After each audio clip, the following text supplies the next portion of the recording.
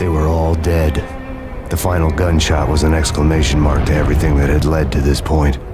I released my finger from the trigger. Hey, Jamie here, and today I want to talk about the Max Payne series. Here's a freeze frame of Max's face. It's also the face of Sam Lake, Max Payne's writer. It's a face that is ridiculous. It's ridiculous because he looks constipated and stretched over a weirdly shaped head. This is a face that knows it's on a character model and realises how stupid it looks. This is the face of someone enjoying himself but slightly embarrassed in front of a white screen having their photo taken because they're not an actor or model. That face encapsulates everything that is great about Max Payne. The face represents a TV show inside a game that breaks the fourth wall and mocks it. It represents an Easter egg involving rats with guns. It's the face of a character whose name is Max Payne. He's a parody of the grizzled detectives of pulp novels who speak in absurd metaphors, flying through the air in slow motion, high on painkillers, in the name of a dead wife and child we don't care about. No!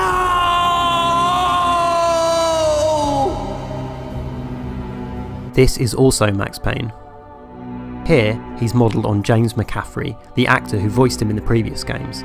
In Max Payne 3, all his mannerisms and motions are captured. His face has been scanned and modelled, down to the pores in his skin. In Max Payne 1, the constipated face he pulls is one of a few presets. The default is this cheeky smile, the constipated one is activated when you use a weapon. Now, if you watch one of the numerous cutscenes in Max Payne 3, you might catch this constipated face at some point. He does spend a lot of the game in pent-up states of agony, but it probably wasn't meant to be there. The reason Max Payne 3 failed is because it was embarrassed to be a Max Payne game. Sam Lake looked embarrassed to be Max Payne's face, but not enough that he was ever replaced. He was part of what made the game feel weird and silly.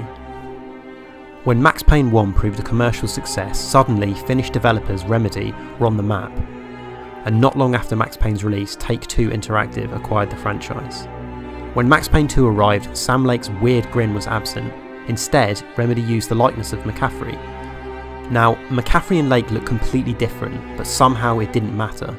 Max Payne 2 was still a game about Max Payne.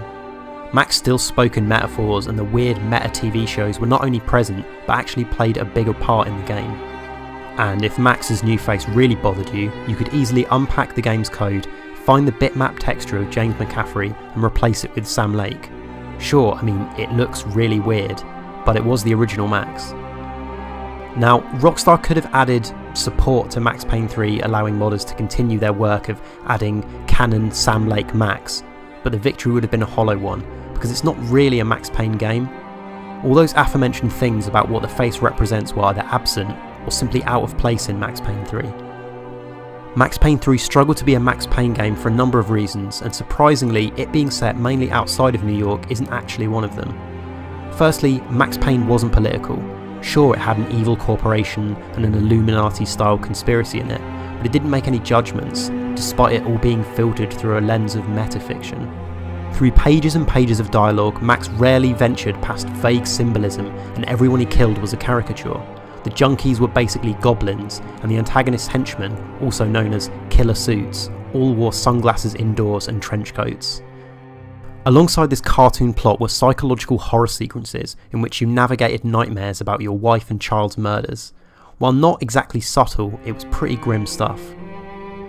The reason that Max Payne was able to have it both ways, with grimness and silliness barely spaced apart, was it always acknowledged that it could only work by being absurd.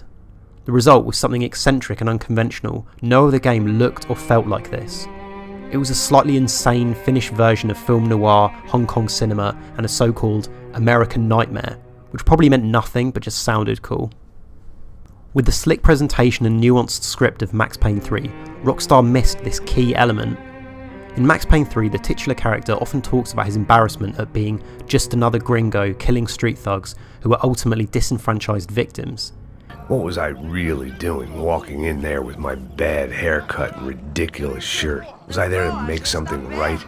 Or was I just using a messed up situation to indulge myself, grasping at some desperate delusion of control? Maybe the two went hand in hand more than I cared to admit. He shoots his way through 2 different favela gangs who end up almost sympathetic through their oppression by corrupt police and government. Max Payne 3 wants to explore class and the divisions between rich and poor. It frames Max as an ignorant drunk and asks questions about the nature of his heroism. He uncovers the plot not through detective work or smarts, but by blind luck and being in the right place at the right time. Here, Max isn't apolitical, he's a nihilistic narcissist. He knows that he's an avenging white knight, attempting to restore balance in a foreign land that needs him, even when it doesn't. Often the complex narrative at work feels completely at odds with the actual gameplay of shooting people in the face in slow motion. I won't go into specifics about this, but for a great analysis, I urge you to check out Keith Stewart's piece for The Guardian about narrative dissonance, which I've linked in the description. Look, broader than even politics, any game that explores real-world ideas within it should be applauded. Max Payne 3 strives to add real-world context to its once pulpy world. This was done at the cost of consistent identity though. Sure, it still had the iconic theme, the bullet time, metaphors, even the end game menu options. Max Payne 3 had its own identity, but that identity was at odds with the franchise it was supposed to be part of. A Max Payne game has never felt as smooth and as focused as this. The mechanisms worked incredibly well, and a ton of thought has gone into the game. Reframed as a reboot, perhaps it would work, superficially at least, but alongside its 2 predecessors it simply didn't make sense. Max Payne 3 the game is the cynical, angry character it thinks Max is, only he isn't. Max Payne is Sam Lake, and he will always belong to ridiculousness. I released my finger from the trigger, and then it was over. If you like this video, please subscribe and leave me a comment. I might actually reply. And you can also check out heypoorplayer.com for the latest previews, news, reviews, basically anything related to video games. I've been Jamie for Hey Poor Player. See you next time.